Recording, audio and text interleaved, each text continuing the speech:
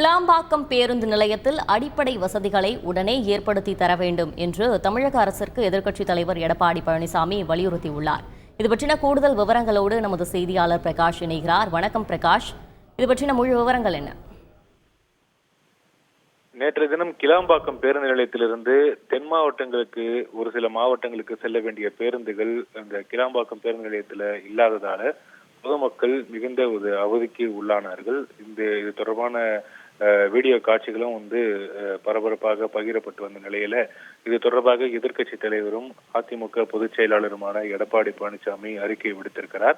அதுல கிளாம்பாக்கம் பேருந்து நிலையத்துக்கு அதிக அளவில் நகர பேருந்துகளை இயக்கவும், உணவு, தண்ணீர் உள்ளிட்ட அனைத்து அடிப்படை வசதிகளையும் உடனடியாக ஏற்படுத்தி தர வேண்டும் என்று அறிக்கை வாயிலாக வலியுறுத்தி இருக்கிறார். இது தொடர்பாக அவர் விடுத்திருக்கக்கூடிய அறிக்கையில சென்னை மாநகர மக்களின் போக்குவரத்து நெரிசலை குறைப்பதற்காக கடந்த அதிமுக ஆட்சியில கோயம்பேடு பேருந்து நிலையம் உலக தரத்தில் உருவாக்கப்பட்டதாகவும், நாளடைவில் கோயம்பேடு பேருந்து நிலையமும் அதன் சுற்றுப்பகுதிகளும் போக்குவரத்து நெரிசலாக காணப்பட்டதால அதிமுக அரசு காலத்துல கோயம்பேடு பேருந்து நிலையத்தை 3ஆக பிரித்து ஆந்திர மாநிலம் செல்லும் பேருந்துகள் மாதவரத்தில் இருந்தும், வேலூர், திருப்பத்தூர், கிருஷ்ணகிரி ஆகிய மாவட்டங்களுக்கு கர்நாடக மாநிலத்திற்கும் செல்லும் பேருந்துகள் கோயம்பேட்டில் இருந்தும், தென் மாவட்டங்களுக்கு செல்லும் பேருந்துகள் கிளாம்பாக்கத்தில் இருந்தும் இயக்க திட்டமிடப்பட்டு அதற்கான அந்த பணிகளானது மேற்கொள்ளப்பட்டது என்று அறிக்கையில குறிப்பிட்டிருக்கிறார்.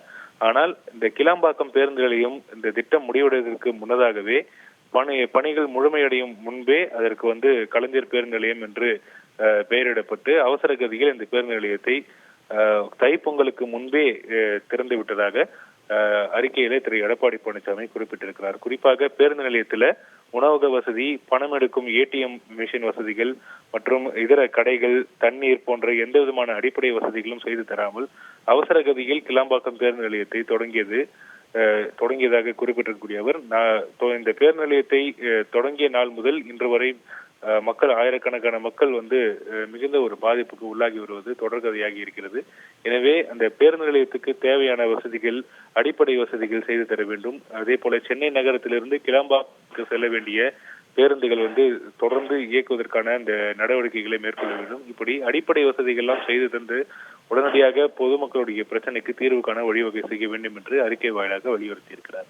விவரங்களுக்கு நன்றி பிரகாஷ். செய்திகளை உடனுக்குடன் தெரிந்து கொள்ள உடனே சப்ஸ்கிரைப் பண்ணுங்க.